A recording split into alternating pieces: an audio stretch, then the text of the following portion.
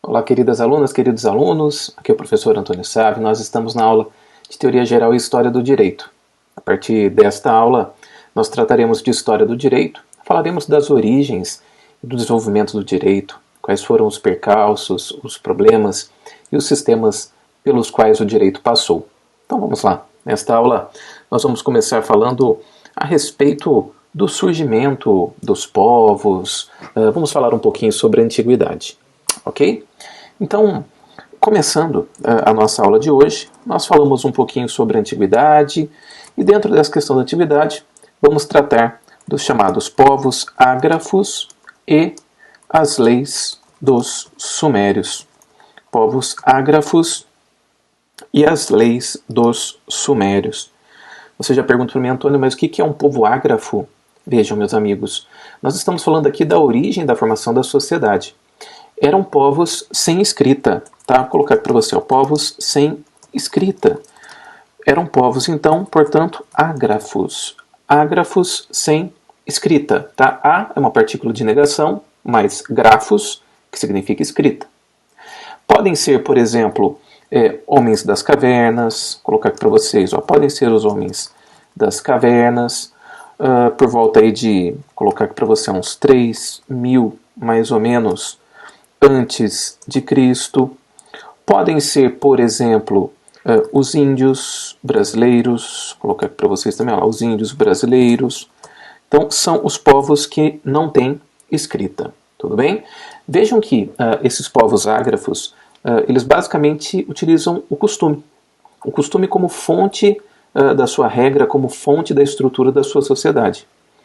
Porém, meus amigos, o costume não é a única fonte do direito desses povos. Então, olha só, vou colocar aqui para vocês, ó, usam o costume não exclusivamente como fonte de regras para a sociedade. Então, eles usam o costume. Vou colocar aqui o costume em negritinho para vocês, para ficar melhor. Pronto, olha lá. Não exclusivamente como fonte de regras para a sociedade. Normalmente, meus amigos, nos grupos sociais, onde se pode distinguir pessoas, né, que detêm algum tipo de poder, essas pessoas elas impõem regra de comportamento, e elas dão ordem, e essa ordem, ou essas ordens, elas acabam tendo um caráter geral e permanente. Então, existe também uma estrutura, vou colocar aqui para você, ó, uma estrutura hierárquica básica, fundamental. Essa estrutura hierárquica, ela, além dos costumes, cria as normas e as regras dentro daquela sociedade. Antônio, o que mais, então, além do costume, além dessa estrutura hierárquica, servia como regra para os povos da antiguidade? Meus amigos, o precedente também era usado como fonte. Vou colocar aqui para você, ó, precedente. Precedente é aquilo que precede, aquilo que vem antes, tá? Esses chefes, esses anciãos, esses que estavam nessa estrutura hierárquica básica que eu acabei de conversar aqui com vocês, eles analisavam o que acontecia no passado e eles aplicam soluções que normalmente já ocorreram, já foram utilizadas no passado. É aquela experiência. Tá? Vou colocar aqui para você, ó, experiência de casos anteriores, normalmente do passado. Então nós podemos falar com toda tranquilidade que o precedente também é uma fonte para que aquela sociedade, para que aqueles grupos tenham uma organização. Tudo bem? Para a curiosidade de vocês, meus amigos, muitos grupos sociais, eles utilizam o procedimento de, em alguns intervalos regulares de tempo, eles terem as suas regras enunciadas, ou seja, faladas, né, a todas as pessoas pelos chefes ou pelos anciãos. Então eles se reúnem em determinados momentos e os chefes daquela sociedade, daquela estrutura hierárquica, eles enunciam, eles falam, levam ao conhecimento de todo o povo as regras. Ou seja, não custa relembrar essas regras, né? O corpo mais antigo, meus amigos, de leis, que a gente tem conhecimento, é o Ur-Nammu. Vou escrever aqui para vocês, ó, corpo mais antigo de leis, que se tem conhecimento. É o Ur, escreve-se o R-Nammu, com 2 M's. Ele é de 2.000 2111 a 2094 antes de Cristo. O Namu, de 2111 a 2094 antes de Cristo, ok? Meus amigos, vou colocar aqui embaixo também para vocês, ó, em 1948 antes de Cristo, vou colocar aqui em maiúsculo, pronto, em 1948 antes de Cristo, nós temos aqui as leis, vou colocar assim, ó, temos as leis de escreve-se Exuna, mas algumas pessoas leem também Esuna, ok? Então escreve-se Exuna com 2 N's, mas algumas pessoas leem Esuna. Então em 1948 a.C., colocar aqui em negrito também para vocês, nós temos esse outro conjunto de leis. Vou tirar aqui essa indicação de que a palavra está errada porque é uma palavra estrangeira, tá bom? Essas leis, meus amigos, colocar para vocês, ó, são conjuntos de leis dos sumérios. São conjuntos de leis dos sumérios. Vejam que essas leis, no campo do direito privado, elas reconheciam para as pessoas alguma independência em relação ao seu cônjuge. Por exemplo, as mulheres elas tinham independência em relação ao marido. Uma outra situação interessante é que o divórcio ele se realizava através de decisão judicial. Engraçado, né? E poderia trazer benefícios, poderia favorecer a qualquer um dos cônjuges, dependendo da situação. Outra situação interessante que existia era o repúdio da mulher. A mulher ela poderia repudiar o marido. E nesse caso se pagava uma indenização pecuniária, né? E só era permitida essa situação pelos motivos trazidos pela própria lei. Né? Uma outra situação também interessante era o adultério. O adultério era delito, mas sem consequências se por acaso tivesse o perdão do marido. Se a mulher ela cometesse adultério, o marido tinha que perdoá-lo. Caso contrário, teria pena. Né? Outra situação bacana é a do filho. O filho que eventualmente renegasse a figura do pai, ele poderia ter a mão cortada ou poderia virar escravo. Olha que situação, hein? E normalmente, para a gente fechar aqui essa fala dessa primeira parte, normalmente, meus amigos, a esposa ela era responsável pelas dívidas do marido, ela que tinha que tomar conta das dívidas do marido. Olha que situação, hein? Hoje em dia não mudou muito não, hein? Tem gente que ainda toma conta das dívidas do marido, né? As leis penais também, elas eram muitas vezes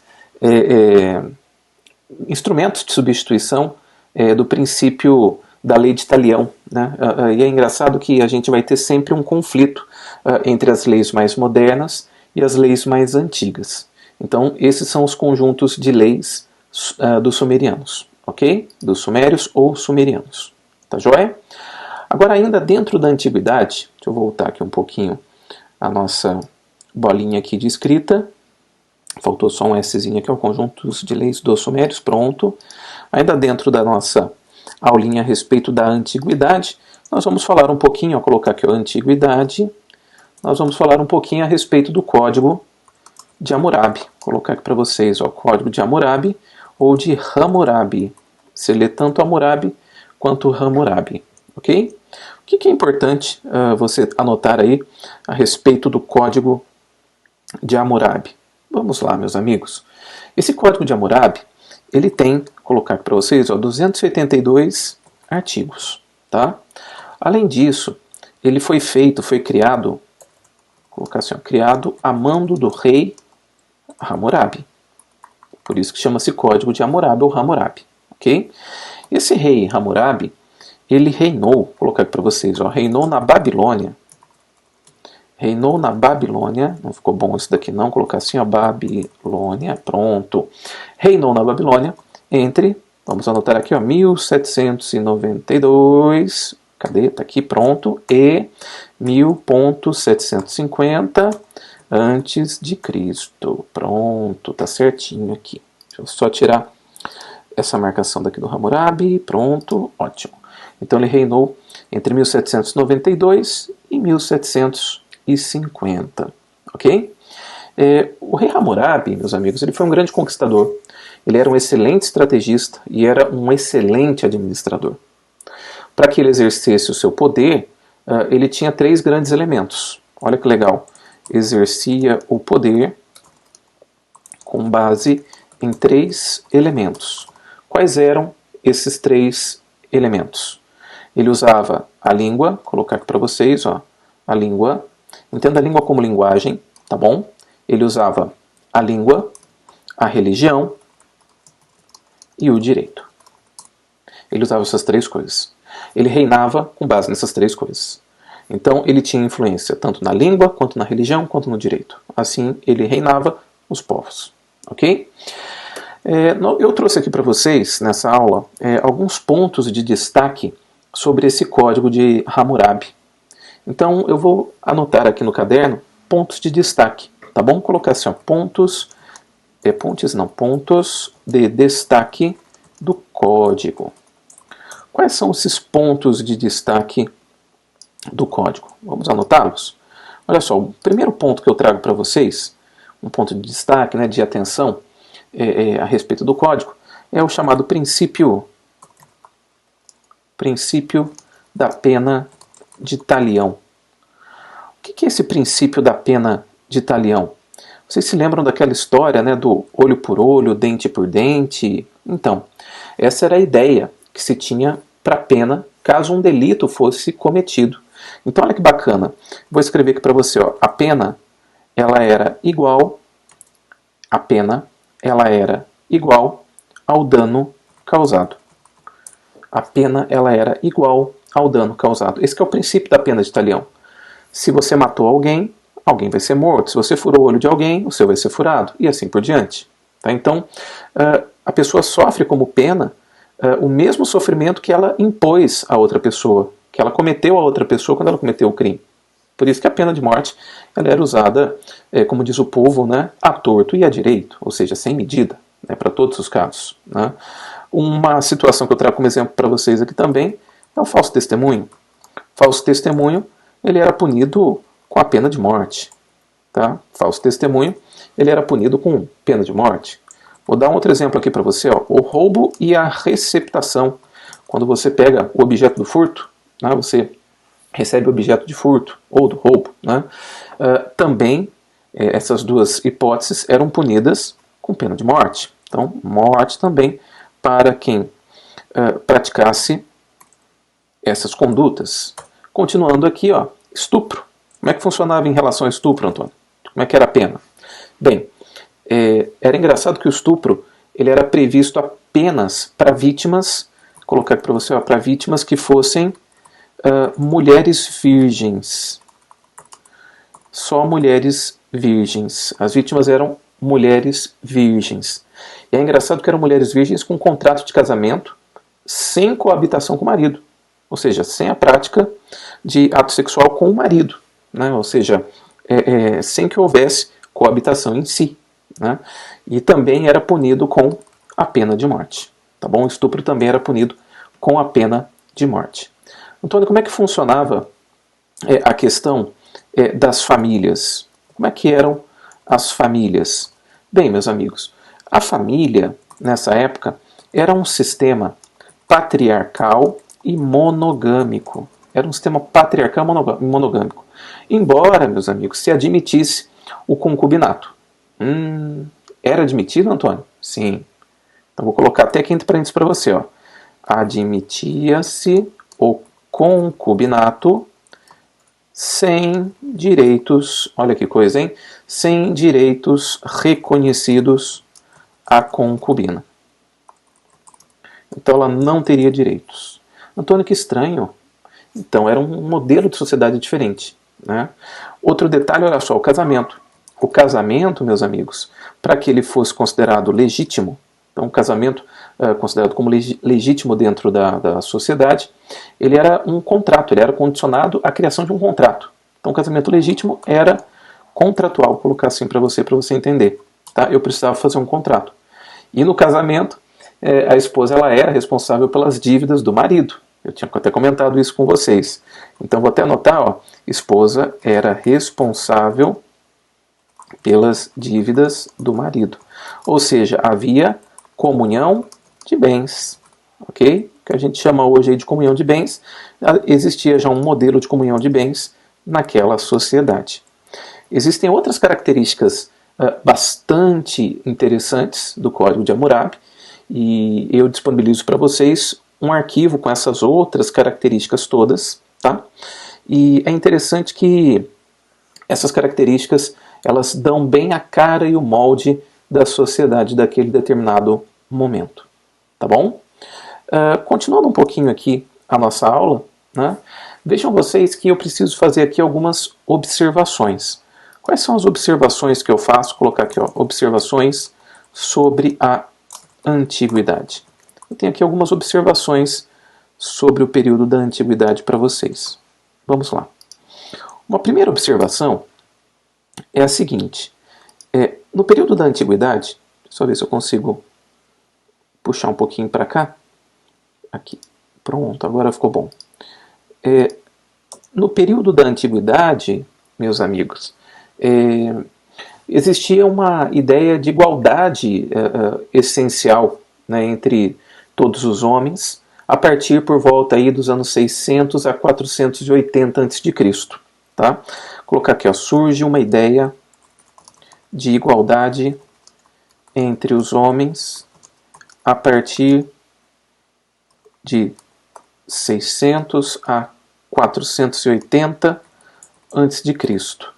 E essa ideia de igualdade essencial traria várias mudanças sociais, né?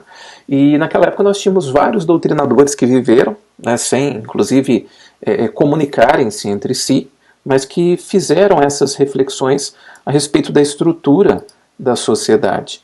Então, quais foram esses doutrinadores da antiguidade que falavam sobre essas questões?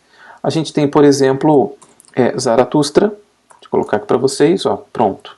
A gente tem, por exemplo, Zaratustra, já está anotadinho aqui para vocês, lá na Pérsia. Deixa eu anotar aqui, ó, para ficar marcado. A gente tem, por exemplo, Buda, né, na Índia. Vou colocar aqui para vocês, ó, Buda na Índia.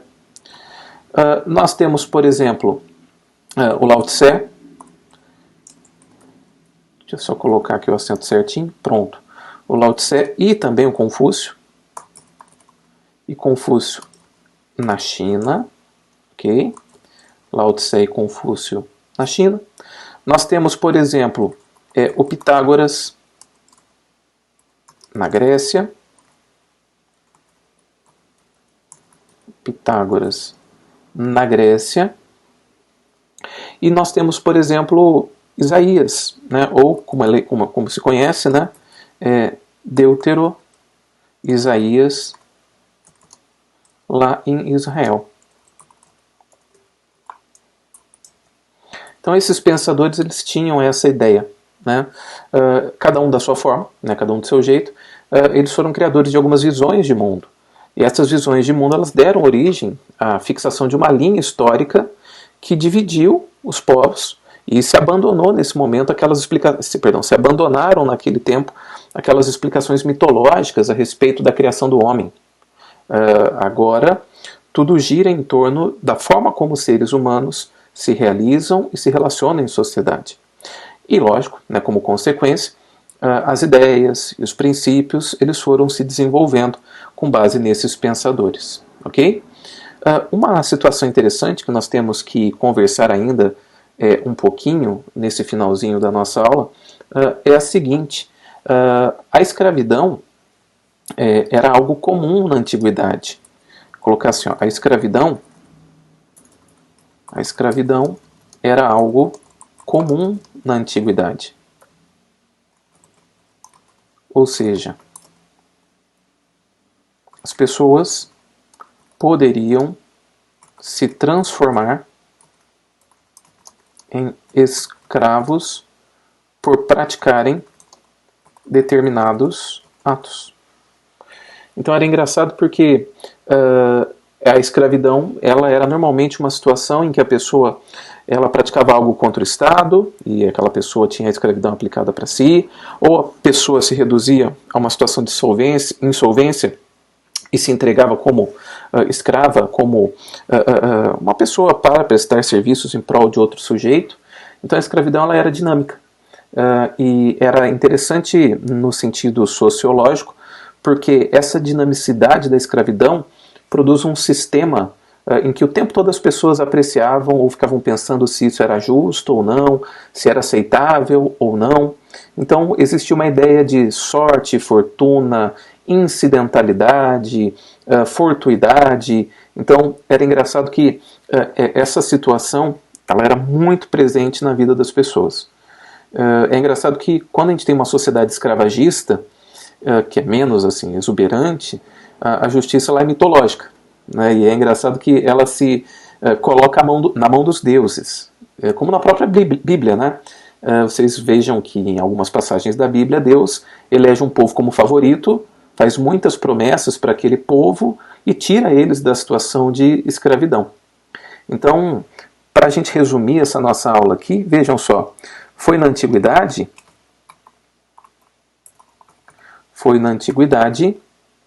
que surgiram os primeiros direitos naturais e inalienáveis do homem. Isso que vocês até já podem ter estudado um pouquinho em direito civil, a respeito de direitos relativos à personalidade, direitos personalíssimos, etc. Né? Esses direitos, eles surgiram na antiguidade. E é interessante que surgiram, colocar aqui para vocês, surgiram por influência ou por intermédio, colocar também a mesma coisa, tá? Por influência ou por intermédio, tanto da religião quanto da filosofia. Vou colocar aqui religião / filosofia, fica melhor.